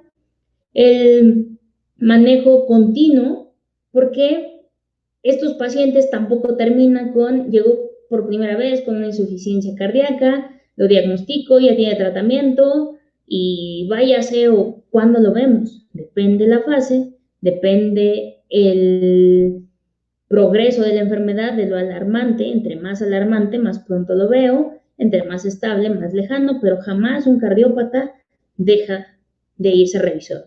No hay tiempos determinados, no hay, todos se ven cada 6 meses, todos se ven cada año, depende. La clasificación, hay pacientes, poquitos, que yo veo cada semana, hay otros que puedo verlos de aquí al próximo año, todo depende de dónde está y cómo ha ido evolucionando ese paciente. Y pues por último, les pongo esta frase que me gusta, que la ética es saber la diferencia entre lo que tiene derecho a hacer y lo que es correcto, ¿no? Todos los que estamos aquí somos médicos veterinarios, seguramente todos tenemos muchas virtudes en ciertas áreas, probablemente muchos tenemos muchas carencias en otras, pues a ver hasta dónde lo mismo que sabemos nos permite llegar con ese paciente, ¿no? Yo tengo la fortuna de haber estudiado esta rama que es la cardiología, tengo la fortuna de atender a muchos pacientes, hay áreas en las cuales definitivamente no me meto, porque de verdad desconozco y pues no tiene sentido, ¿no? Siempre remitir, siempre apoyarnos de quien sabe más nos va a permitir brindarle las mejores oportunidades a nuestros pacientes. Pues por mi parte es todo.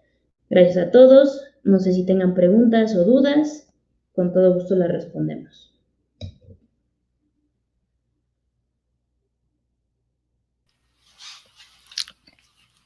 Muchas gracias, doctora. Esperaremos al Nada, gusto. Perfecto, ya estamos ahí cubiertos. Antes quisiera poner un video mientras van cayendo preguntas. Amable.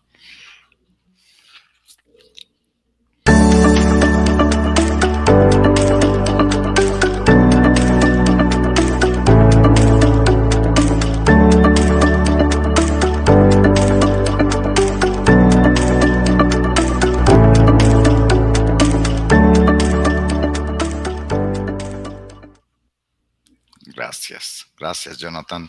Pues ahorita daré oportunidad al doctor Luis Eduardo Yáñez para que te acompañe en la sesión de preguntas. Ya hay algunas que están apareciendo, entonces me encantará que se pueda volver a conectar. Doctor, lo dejo con la doctora. Muchas gracias a Leli. Excelente ponencia. Gracias, un gusto. Estoy regresando con ustedes. Perfecto. Gracias. Ok. La primera pregunta, doctora, es: ¿con qué fármacos es conveniente la sedación? La mejor opción que podríamos utilizar sería butorfanol. Esta es como muy respuesta del libro, porque yo sé que tampoco es tan sencillo, ¿no? Es un medicamento controlado, tampoco es que sea imposible, pero no es como el primerito que todos tenemos en la clínica, ¿no? Entonces, respuesta como muy de libro sería butorfanol. Sin embargo, algo que creo que todos tenemos al lado es la acepromacina. Entonces, utilizar la dosis más baja posible, 0,25, por ejemplo, sería una muy buena opción. Y podríamos decir, pero ¿cómo? Si es hipotensora y si muchas veces hemos aprendido que en cardiópatas no. Justo por eso adaptamos la dosis a la más baja posible. Habitualmente, en la mayoría de pacientes, no nos hipotensa, nos da una buena oportunidad de manejo, de que el paciente duerma, descanse y que no esté demandando mayor cantidad de oxígeno. La siguiente pregunta es: en gatos, ¿cuál sería el antiarrítmico de elección ante una taquicardia, ya que la lidocaína puede ser tóxica? La verdad es que en los gatos sí estamos complicados en México, porque básicamente la opción intravenosa, la única opción intravenosa que tenemos para alteraciones ventriculares, pues es la lidocaína. Ahí justamente en el cuadrito durante la presentación les ponía, y justo dosis mucho más baja, de 0.25 a 5 en el caso del bolo, para el caso de los gatos, y evidentemente muy a respuesta, ¿no? Aquí ponemos en una balanza el riesgo que pudiera generar por la alta respuesta o lo sensibles que son a la lidocaína los gatos. Con otras opciones podríamos utilizar beta bloqueantes, pero vamos a tardar muchísimo. Otra opción sería miodarona, pero vamos a tardar muchísimo. Entonces, yo lo que les sugeriría es correr el riesgo, utilizando las dosis de nuevo bajas, indicadas para gatos bajo esta condición. Obviamente informar al propietario del riesgo, y pues que lamentablemente en México tampoco tenemos mucha opción a otros. porque va a ser la única opción viable vía intravenosa. Y si no, pues nos tendremos que ir a orales con amiodarona, con beta bloqueantes. Al día de hoy, en 7 años no me ha tocado un paciente con taquicardia ventricular, sí me tocó un gato que tenía complejos ventriculares durante ciertos periodos del día, incluso le coloqué un holter, pero no para catalogarlo como una taquicardia ventricular. Afortunadamente, en 7 años no me he topado con un gato. No creo que no existan, sino porque lamentablemente diagnosticar un gato se vuelve más complicado. Pero pues sí, paso 1, arriesgarnos con lidocaína, advertir al propietario y si no, pues nos vamos por las vías orales.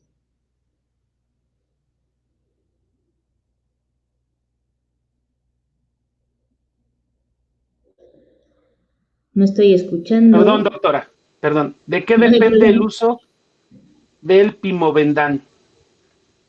Realmente el Pimovendan es un medicamento que está indicado para insuficiencia cardíaca. Es un medicamento que es un vasodilatador que va a permitir un mejor vaciamiento.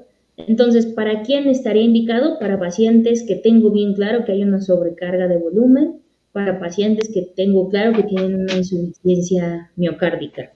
Y la única manera de saber esto va a ser a través del ecocardiograma. Porque les hacía mucho hincapié en esperen. La verdad es que no hay paciente de urgencia que jamás estabilice con Pimovendan. Me espero a tener las pruebas objetivas. ¿Y por qué hago tanto hincapié? No sé si ustedes se han preguntado por qué no existe el Pimovendan en medicina humana. Porque también, con el paso de los años, al utilizar canales de calcio, nos puede llevar a arritmias, aumenta la fuerza de contracción. Si un paciente contrae bien y yo le doy más fuerza, puedo aumentar el jet de regurgitación, puedo generar una mayor remodelación. Entonces tampoco es como que el Pimovendan sea, ni lo vamos a crucificar, pero tampoco lo vamos a llevar a Pimovendan para todos. Entonces por eso hay que tomar decisiones bajo la que cumplan los parámetros de insuficiencia cardíaca, sobrecarga de volumen, y de ahí, dependiendo de la insuficiencia y dependiendo de la sobrecarga, defino la dosis y la frecuencia también. Yo intento que sea la dosis más baja, que sea la frecuencia más baja que el paciente me permita. Ok, la siguiente es, ¿cuáles son los fármacos para la sedación correcta en estos pacientes agudos?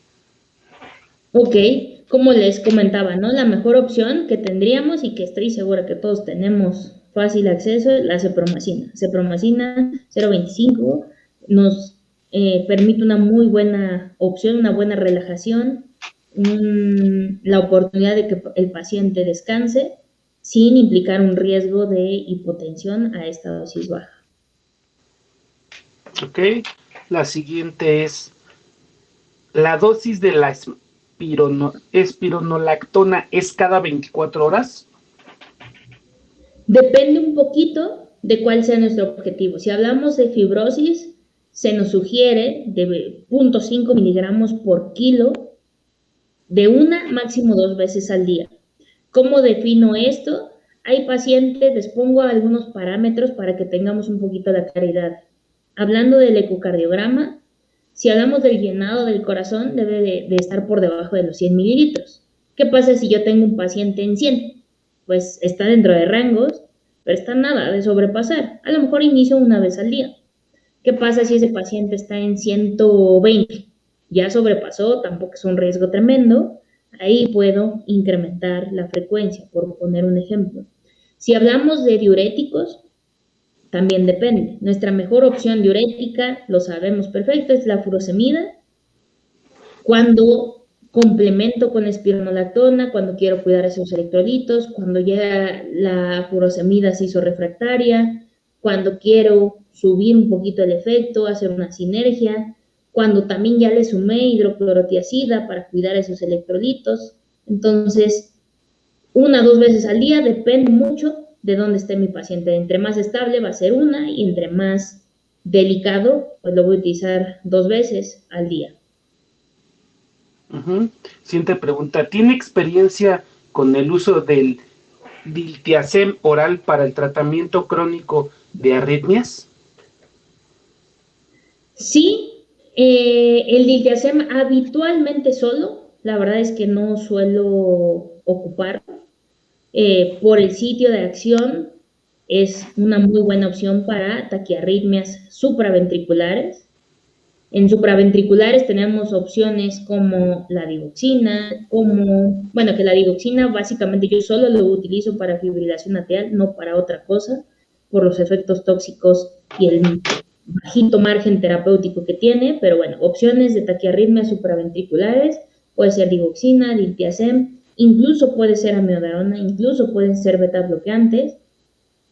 Mis opciones favoritas, por llamarlo de alguna manera, depende del paciente, puede ser digoxina sola, algunos otros pacientes utilizo amiodarona, en algunos otros mi tercera opción es digoxina con diltiazem. Si la digoxina reduce bien la frecuencia cardíaca, pues con eso basta. Si veo que no estoy teniendo una respuesta muy lenta, puedo sumar diltiazem y sumar 2 vías por las cuales se inhiba esa fibrilación supraventricular. Ok, para la siguiente pregunta, para considerar el uso de pimobendan, ¿es recomendable realizar un electrocardiograma? La realidad es que no. El pimobendan, las decisiones se toman con el ecocardiograma.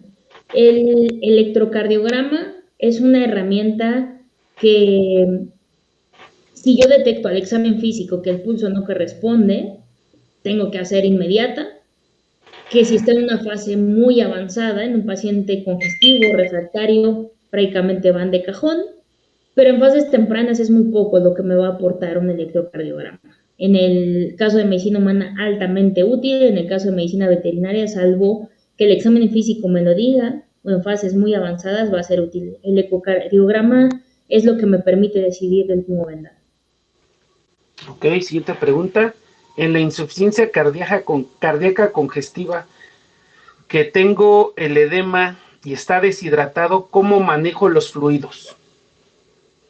Aquí, la base principal en un paciente deshidratado es rehidratarlo.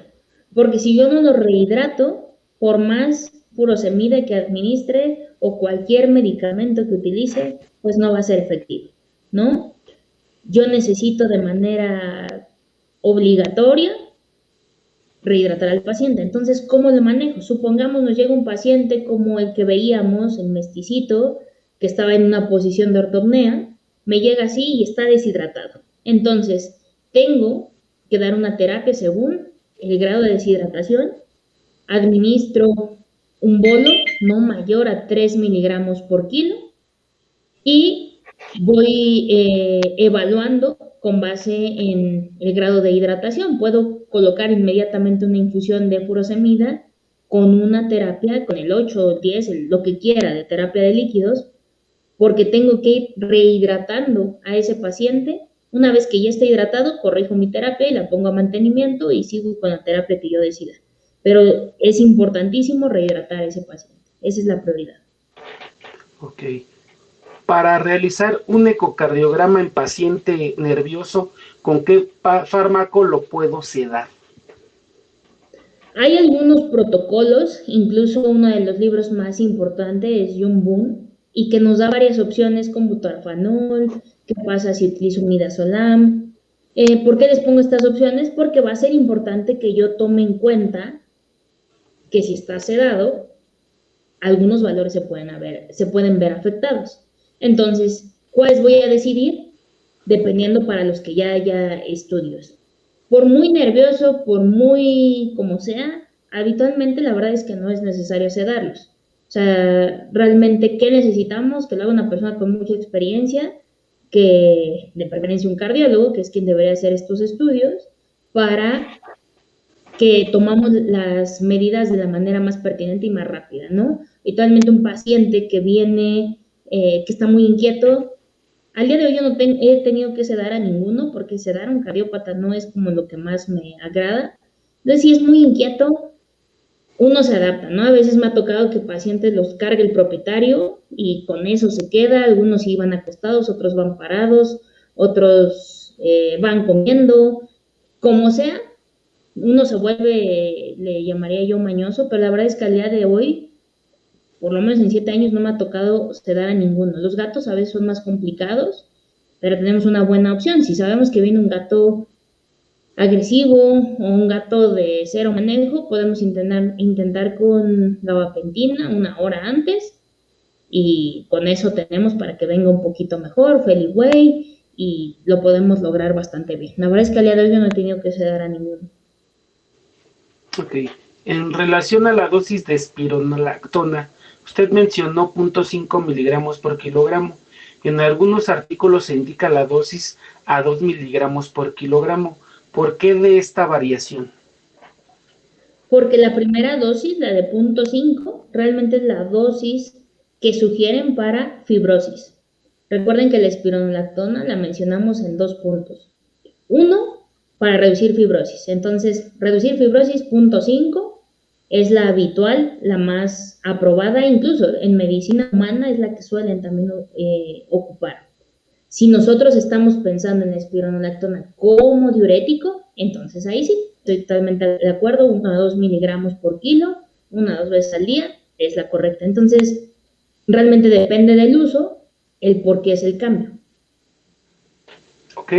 Cuando hay una estenosis arterial, el uso de pimobendan está contraindicado. Se recomienda un IECA para vasodilatar con un ICCI. Ok, cuando tenemos estenosis aórtica o estenosis pulmonar, muy estrictamente está contraindicado, o incluso en hipertrofias miocárdicas. ¿Por qué? Porque tanto una estenosis nos va a llevar a un mayor trabajo, a un mayor esfuerzo, y tienden a tener hipertrofias, o una hipertrofia miocárdica, pues va a generar que el músculo esté aumentado. Si yo le doy a estos pacientes un inodilatador o un inotrópico, como es el pimobendan, que nos va a aumentar la fuerza de contracción, pues desde ese principio fisiológico es que está contraindicado, ¿no? Si ya está aumentada la contracción, ¿para qué se la aumento más? La única excepción en algunos artículos, y es muy a decisión, y les sugiero que esto lo tomen como con mucha alerta, que se pongan a checar mucho si van a tomar esa decisión. Los únicos casos donde está permitido es justo que ya sean congestivos, porque no todas las estenosis, no todas las hipertrofias tienen congestión, no todos tienen edema, no todos tienen ascitis. Salvo que tengan signos congestivos, pudiera ser bajo algunas circunstancias, pero por estricta regla están contraindicados. ¿Cómo es el uso de hidroclorotiazida para los electrolitos? Ok, la hidroclorotiazida es de los diuréticos que menos utilizo. Son muy pocos los pacientes que tengo con este fármaco. ¿Y por qué lo utilizo? Porque estamos hablando de pacientes refractarios, ¿no? Hasta pacientes congestivos con buena evolución no utilizo para nada la hidroclorotiazida. ¿Y por qué? No porque sea terrible ni nada, sino porque es un diurético que genera una mayor hipotensión, que es mucho más inestable, que tiende a generarnos cambios en presión y electrolitos de manera más severa. Incluso en muchos artículos y libros se cataloga como un poco impredecible. Entonces, pues prefiero no utilizar el menos predecible, ¿no? ¿En qué caso sí lo tengo? Son muy poquitos pacientes refractarios al día de hoy. Yo creo que tengo alrededor de 10, afortunadamente, no son tantos, que es la última fase de la enfermedad, y de estos tengo alrededor de 4 que solamente tienen furosemida, espironolactona y además hidroclorotiazida. Habitualmente con la furosemida y la espironolactona empiezo alto y empiezo a bajar, dependiendo de la respuesta del paciente. Con la hidroclorotiazida todo lo opuesto, empiezo bajo y dependiendo la presión, dependiendo los electrolitos, es si decido ir más arriba según las necesidades del paciente. Entonces, la hidroclorotiazida es, yo creo que de los diuréticos, el de mayor respeto, entonces por eso no es mi primera elección. Ok. Doctora, ¿qué puede pasar si por accidente el cliente le da el doble de su dosis, como pimobendan, o enalapril? Pues la realidad es que no es grave. Yo habitualmente lo que hago es casi en todos los medicamentos me voy a la dosis baja. Y salvo que tenga una mayor necesidad me voy hacia arriba. Entonces, si parto de la dosis baja, pues tenemos un margen terapéutico en todos los medicamentos. Si diera el doble, pues todavía estoy en rangos terapéuticos. Nada frecuente, pero sí me ha pasado alguna llamada de doctora, me equivoqué y le di el doble. Pues realmente estoy totalmente tranquila porque superar la dosis, el hecho de manejar las dosis más bajas me permite que hasta en esos errores no haya un colapso mayor. Hay más que duplicar o demás, pues yo creo que hay que ver los efectos de cada uno de los fármacos y cuál es la dosis tóxica para poder considerar si es un paciente que vale la pena que vaya a observación o que el propietario puede estar tranquilo con su respectivo regaño. Ok. ¿Qué otro diurético recomienda aparte de la furosemida? Pues básicamente tenemos 3, que es la furosemida, es mi primera elección. ¿Por qué es mi primera elección? Porque es el fármaco que mayor diuresis genera. Manejando la dosis baja, realmente puedo tener un efecto. Esos viejos manejos con dosis arriba de 4 miligramos, pues están ya muy fuera de lugar al día de hoy. Jamás manejo un paciente con furosemida a más de 3 miligramos, ya 3 miligramos es bastante en una sola dosis. Es mi primera elección. A veces, conforme va evolucionando el paciente o según las necesidades de electrolitos, mezclo con espironolactona y mi última opción es la hidrocloroticida. Prácticamente son los 3 que tenemos. Okay. ¿Qué pasa si uso IECAS en un paciente que no lo necesita? Pues no va a ser terrible, o sea, hay peores decisiones. Me ha tocado ver pacientes que tienen Pimovendan porque vieron el corazón agrandado, no sé bajo qué circunstancia decidieron esto y a veces son años y generaron una hipertrofia importante en el corazón y ahí sí es bien, bien delicado. Por eso no mediquen con Pimovendan hasta que no tengamos un parámetro objetivo. En el caso de los IECAS no es de lo más terrible, pero les pongo 2 puntos importantes. Básicamente lo que hace es ir en contra del sistema renina-angiotensina, que va enfocado un IECA a vasodilatar. Si un paciente no tiene activo el sistema renina, ¿para qué se lo bloqueo? Si el paciente está con una presión adecuada y yo lo hipotenso, pues el organismo es sabio y va a desarrollar mecanismos importantes para corregir esa hipotensión. Entonces, esos mecanismos compensatorios, gracias a mi mala medicación, lo pueden llevar a una descompensación.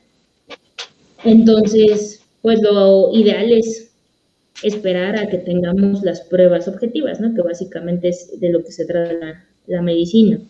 Entonces, no va a ser de los peores efectos, tenemos peores manejos o peores decisiones con otros medicamentos, pero pues eso es lo que nos podría pasar con un IECA, hipotensar a un paciente que no tendríamos por qué hipotensar. Okay. En su experiencia, ¿qué tanto puede afectar la producción de las hormonas tiroideas con el uso de la amiodarona? Pues, es un medicamento que sabemos que en México podemos utilizar muchas cosas con muy poca restricción comparado con otros países, ¿no? Por ejemplo, en Estados Unidos la amiodarona, si yo lo quiero utilizar, tengo que hacer firmar al propietario que está de acuerdo, que sabe los efectos y básicamente usted sabe lo que se está arriesgando, ¿no? Acá en México a veces abusamos de las libertades que tenemos. La amiodarona es un medicamento que tiene muchas contraindicaciones a nivel tiroideo, gastrointestinal, a nivel de algunos electrolitos, incluso puede generar hipoglucemias, etc. Entonces, ¿qué hacemos?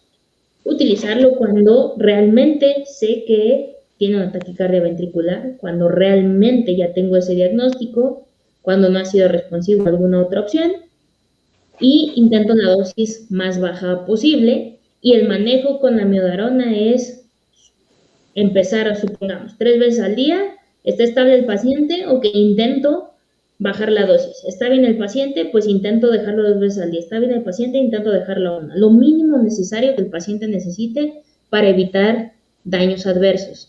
Al día de hoy, la verdad es que es un fármaco que utilizo con relativa frecuencia,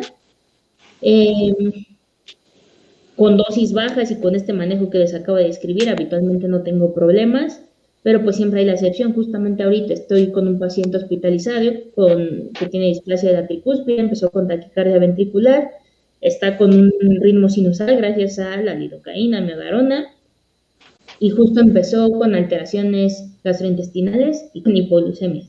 La verdad es que no me había pasado ninguna alteración con ningún paciente y estoy monitorizando pruebas, estoy checando siempre, constantemente todo. Y bueno, siempre hay alguna, entonces, ¿qué he hecho? Ir bajando la dosis. Bajé la dosis, desaparecieron las diarreas, empezó con hipoglucemia, sigo con bajando la dosis, donde el paciente tenga un ritmo normal y los efectos adversos se reduzcan al máximo. ¿Por qué insisto en utilizar la miodarona? Porque realmente para ventriculares tengo pocas opciones, mostró una buena respuesta, y bajando la dosis voy quitando los efectos, entonces con base en esto ajusto. Respecto a lo que me preguntaba de tiroides, la verdad es que al día de hoy no he visto efectos a este nivel. Si un perro pequeño traga accidentalmente un enalapril de uso humano, ¿se puede revertir el efecto vasodilatador? Pues yo ahí lo que más me preocuparía es la dosis, ¿no? Supongamos que es un paciente que consumió una dosis que está a lo mejor en el máximo, pero es solo una dosis. Yo le diría al propietario, ¿sabe qué? Manténgalo en casa, cualquier alteración como que lo vea débil, que lo vea poco activo, muy delicado. Si lo ve desmayándose, inmediatamente no lo trae. Si no muestra nada y está dentro del rango de dosis, no me preocuparía en absoluto. Si ya estamos viendo que tiene una dosis excesiva, no sé, tomó 50 veces lo que le tocaba, lo mejor que le puedo decir al propietario, tráigaselo, lo mantengo en observación y ¿qué monitorizo? Pues justamente la presión. Si es un paciente que se encuentra normotenso, pues en ningún momento me voy a preocupar. Si lo veo que está hipotenso, pues lo canalizo, cristaloides, veo si es necesario administrar algún medicamento para aumentar presión sanguínea, pero salvo estas condiciones, depende mucho la dosis, qué decisión tomo. ¿Qué valores maneja en la presión arterial sistólica, diastólica y PAM? Ok, los rangos que suelo ocupar, la verdad es que yo estoy bastante familiarizada con el Doppler. ¿Qué valores tiendo a utilizar para un paciente, un perrito que viene tremendamente estresado, ¿no? Un chihuahueño que no lo paro por nada? Considero normal de 120 sistólica hasta 170 todavía lo considero normal en un paciente excesivamente estresado que solo quiere estar en brazos, que no aguanta ningún otro tipo de manejo, ¿no? Sin embargo, ahora un paciente que está totalmente tranquilo, que le puede hacer lo que sea, que hasta se duerme, lo máximo que considero 150 en el caso de perros. Arriba de 150 ya lo considero como hipertensión. En el caso de gatos, hasta 160, 170 en tranquilidad. En estrés, la verdad es que un gato se puede ir hasta 180. Y ustedes saben, ¿no? Igualito que nos pasa a nosotros, no con una sola medición o con solo un día de medición de presión ya lo considero hipertenso.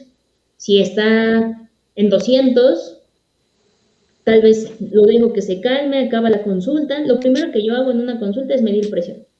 ¿Para qué? Si me salió en 200, tengo oportunidad de cuando termine volverla a medir. Si persiste ese 200, entonces ya sé que realmente es hipertenso. Si después de terminar la consulta está en 150, no hay manera que haya bajado mágicamente sin un medicamento, entonces me tranquilizo. Si sale 200, 200 todo el tiempo, empiezo medicación y empiezo a buscar cuál es el origen. ¿Qué opina del manitol como diurético? Definitivamente no, para un cardiópata no es opción, incluso está contraindicado. El malitol pues realmente tiene muchos efectos, mucho más al sistema nervioso, es un diurético osmótico, puesto de atraer el líquido con el cambio de dónde se encuentran estos electrolitos, es una muy buena opción en un edema en sistema nervioso central. Para un cardiópata, si ustedes se ponen a checar, está contraindicado, no tiene un efecto a nivel sistema renina-angiotensina, en glomérulo, entonces no es ni siquiera opción. Ok. La última, hay una doctora que dice que si hay alguna manera de hacer estancias clínicas con usted. Pues la verdad me pueden escribir, yo con todo gusto lo recibo.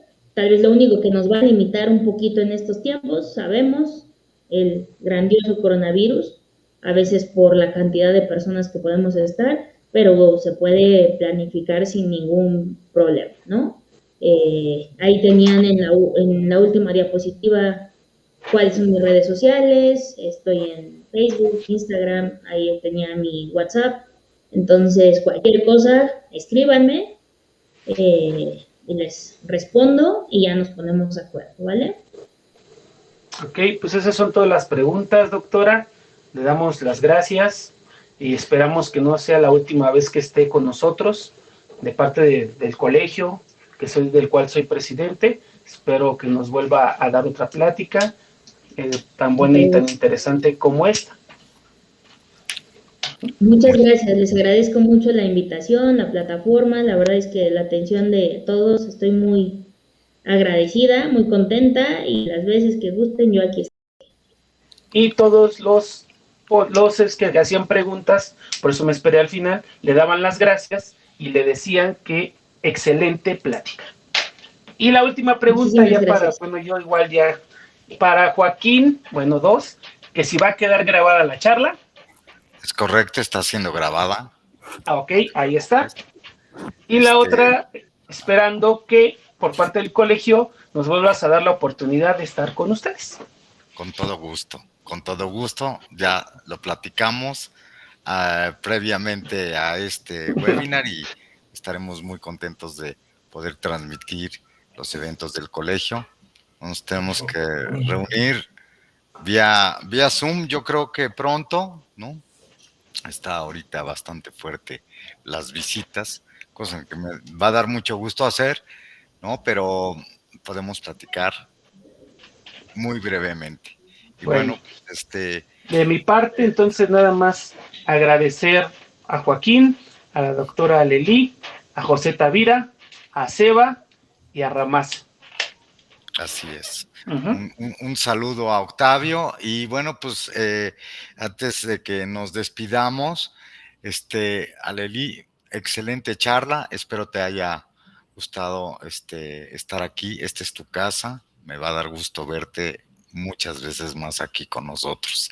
Entonces, estamos planeando ahí lo que platicamos el día de ayer. Y bueno, pues agradecer también a Seba, ¿no? Deseo la pronta recuperación de Miriam, ¿no? Estamos, le estuve escribiendo para saber si tiene ya su resultado. Mañana lo va a tener, esperamos que se recupere pronto. Y bueno, me mandó al relevo de lujo. Pepe, muchas gracias por estar esta noche aquí y ser parte de este gran evento con el colegio y con la doctora. No sé Muchas gracias, Juan. Algo. Sí, quiero agradecer a todos los médicos veterinarios que hasta este momento están conectados. Realmente fue una excelente charla por parte de usted, doctora. Desde el inicio hasta el final se iban agregando cada vez más médicos veterinarios. El tema de la plática fue muy interesante y son temas que se ven muy seguidos en la clínica veterinaria. Es alegre también saber que muchos médicos veterinarios están interesados en la educación continua y los felicito que se estén actualizando cada vez más en estos conceptos. Es lo mejor estar conocimientos al día para estar bien preparados por un mejor diagnóstico y para dar hacia nuestros pacientes. Recuerden que la información es poder y nos diferencia para resaltar ante la competencia. Una vez más, agradeciendo al Colegio Veterinario, al doctor Luis Álvarez, a usted, doctora Alelí, a Ramasa, junto con Octavio y su equipo, y a Vanguardia Veterinaria. También gracias por el uso y recomendación de los productos de Ceba Salud Animal. Muchísimas gracias a todos y que tengan muy buena noche. Excelente. Excelente noche para todos. Aleli, pues quisiera yo escucharte, que tú seas quien despide esta transmisión, por favor. Perfecto. Muchísimas gracias de verdad al colegio, al patrocinio, todo. La verdad estoy muy agradecida. Me encanta poder transmitir un poquito de lo que tengo la fortuna de trabajar día a día. Muchísimas gracias de verdad por considerarme, por la invitación, por todo el apoyo, por todo lo que ustedes no ven, porque realmente ayer estábamos charlando respecto a muchas cosas y la verdad es un gusto tener esta invitación. Espero que tengamos oportunidad de todos trabajar mejor y pues adaptándonos a estas nuevas herramientas y que nos permiten seguirnos preparando. Y pues muchas gracias, de verdad, muchas gracias por todo y nos vemos prontito. Muchas gracias a todos los médicos, muchas gracias a ustedes, muchas gracias al equipo de Vanguardia que está aquí, respaldando toda esta transmisión. Agradecemos la atención de todos los médicos que se han registrado y pues excelente semana para todos, síganse cuidando, bonita noche y descansen. Hasta luego. Hasta luego.